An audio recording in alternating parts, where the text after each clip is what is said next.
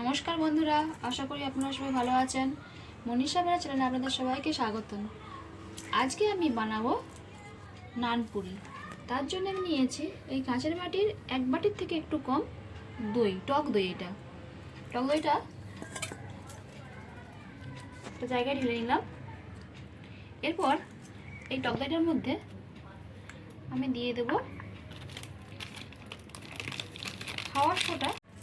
এবার আমি ওই দইয়ের মধ্যে দিয়ে দিচ্ছি বেকিং পাউডার আধ চামচ, আর দিয়ে দেবো ওতে অল্প একটুখানি পরিমাণ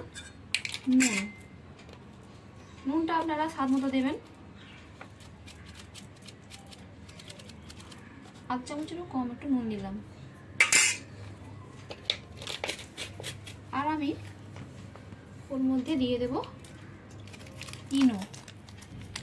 আপনারা বেকিং পাউডার বেকিং সোডাও দিতে পারেন। আমি সোডা না দিয়ে ওর মধ্যে দিয়ে দিচ্ছি ইনোটা একটা গোটা প্যাকেট পুরো দেবো না, দেবো আমি অর্ধেকটা।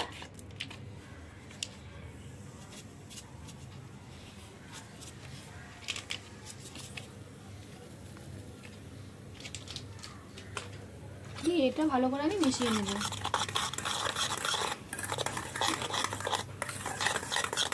দেখুন কতটা ফুলে উঠছে ইনোটা দেওয়ার জন্য।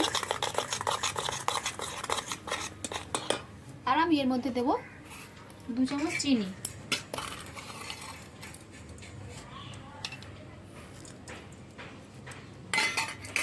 ভালো করে মিশিয়ে নেব। এবার আমি এর মধ্যে দিয়ে দেব ময়দা।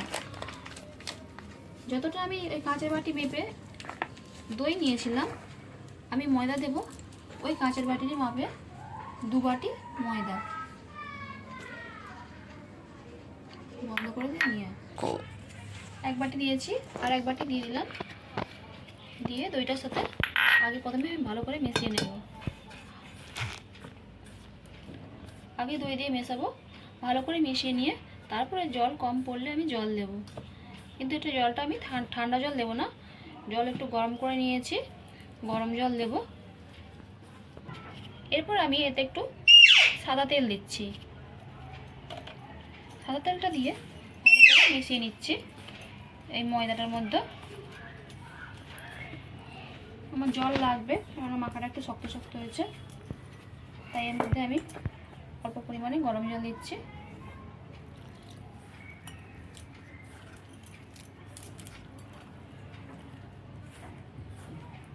এটা ভালো করে মেখে নিয়ে আমি একটু শক্ত শক্ত করে মাখবো।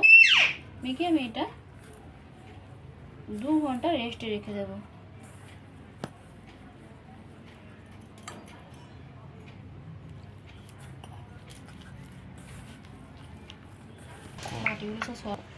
মাখাটা আমার হয়ে গেছে।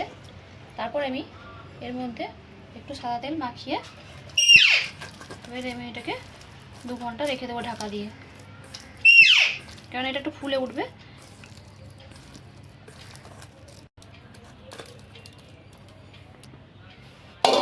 আড়াই ঘন্টার বেশি হয়ে গেছে, আমি 2 ঘন্টা বলেছিলাম।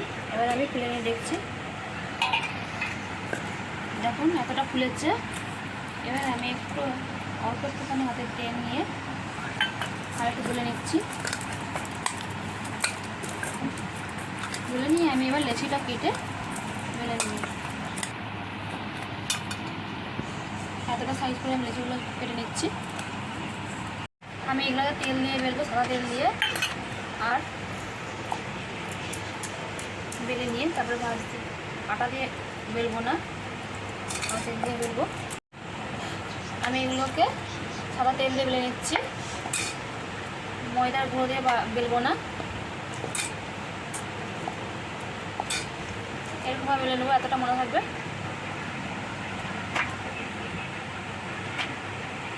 এরকমভাবে আমি সবগুলো বেলে নিচ্ছি।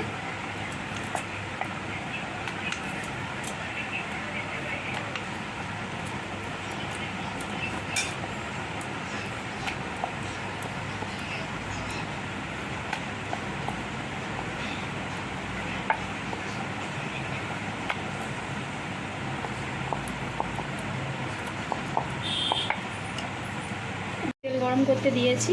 এবার আস্তে আস্তে আমি নানপুরিগুলোকে তেলের মধ্যে দিয়ে ভেজে নেব। তেলটা গরমও হয়েই গেছে। এবার ছাড়ছি একটা একটা করে।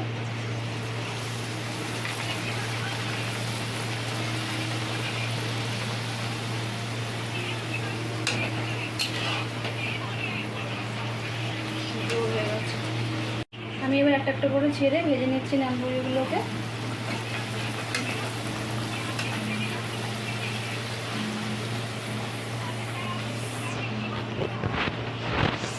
দেখুন কি সুন্দর ফুলে উঠেছে, পাশটা লাল লালও হয়ে গেছে। এইভাবে আমি সবগুলো ভেজে নিচ্ছি।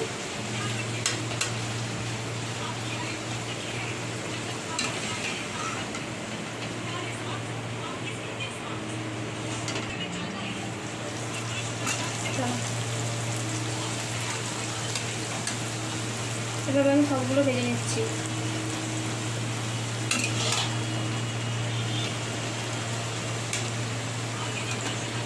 সুন্দর ফুলে উঠেছে আমার।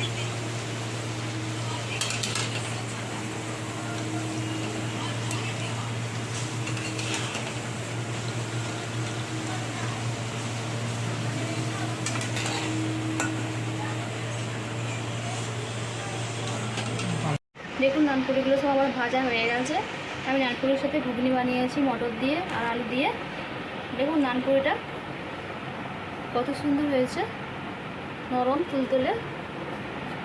আপনারা বাড়িতে বানিয়ে দেখবেন আর আমার চ্যানেলে লাইক কমেন্ট ও শেয়ার করবেন। আর কেমন হলো অবশ্যই কমেন্ট করে বলবেন। আর আমার সাথে এতক্ষণ থেকে ভিডিওটা দেখার জন্য অসংখ্য ধন্যবাদ।